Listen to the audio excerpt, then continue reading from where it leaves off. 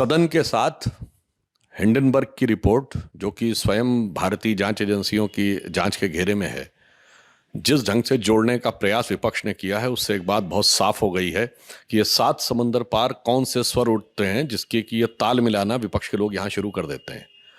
पिछले कई वर्षों से हमने देखा है कि जब जब भारत में संसद का सत्र शुरू होता है या चल रहा होता है, उसी समय विपक्ष से कोई रिपोर्ट आती है। हिंडनबर्ग की पिछली रिपोर्ट जनवरी 2023 में आई थी, बजट सत्र से ठीक 1 या 2 दिन पहले।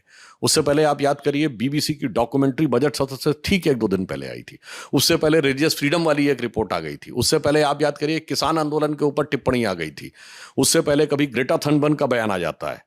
तो मेरे विचार से यह शक बहुत गहरा हो जाता है, और अब जो विपक्ष के मुंह से निकल गया है, इसका मतलब उन्हें यह पता था या उन्हें आभास था कि सत्र के दौरान ही ऐसा कुछ होने वाला है। और जहां तक सत्रावसान की बात है, इसका निर्णय तो बिजनेस एडवाइजरी कमेटी में होता है, जिसमें सभी दलों के प्रतिनिधि रहते हैं। तो यह निर्णय तो अकेला सत्ता पक्ष का निर्णय नहीं था। परंतु मैं ये पूछना चाहता हूं कि कांग्रेस और विपक्ष भारत में आर्थिक अराजकता और अस्थिरता क्यों पैदा करना चाहते हैं? क्योंकि कोई भी कंपनी हो, सरकारी हो या प्राइवेट हो, यह सदैव भ्रम का वातावरण उत्पन्न करते हैं। ये पिछले 1 साल पहले कहते थे एलआईसी डूब गया, एचएएल डूब गया, एसबीआई डूब गया। स्थिति यह है कि एलआईसी ने 17,000 करोड़ का प्रॉफिट दर्ज किया है, जो ऑल टाइम हाई है। स्टेट बैंक ऑफ इंडिया ने 21,000 करोड़ का प्रॉफिट दर्ज किया, जो प्राइवेट और सरकारी पब्लिक सेक्टर मिला के किसी भी कंपनी का हाईएस्ट प्रॉफिट है। एचएएल ने 2023-24 में 29,000 करोड़ का रेवेन्यू प्राप्त किया है, जो उसका ऑल टाइम हाई है। अब ये सेबी पर अटैक कर रहे हैं।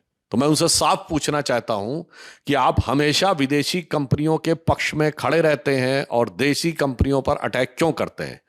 यह कांग्रेस ही वो पार्टी है जो 1984 में यूनियन कार्बाइड के साथ खड़ी थी, 1987 में बोफोर्स के साथ खड़ी थी, उसके बाद हॉविट्जर के साथ खड़ी थी, उसके बाद अगस्ता वेस्टलैंड के साथ खड़ी थी, उसके बाद बीबीसी के साथ खड़ी थी, उसके बाद हिंडनबर्ग के साथ खड़ी थी। तो मैं विपक्ष से पूछना चाहता हूं कि विदेशी कंपनियों से यह कौन सा रिश्ता पुराना है कि भारत के आर्थिक जगत के हर संस्थान पे आपका लगता निशाना है।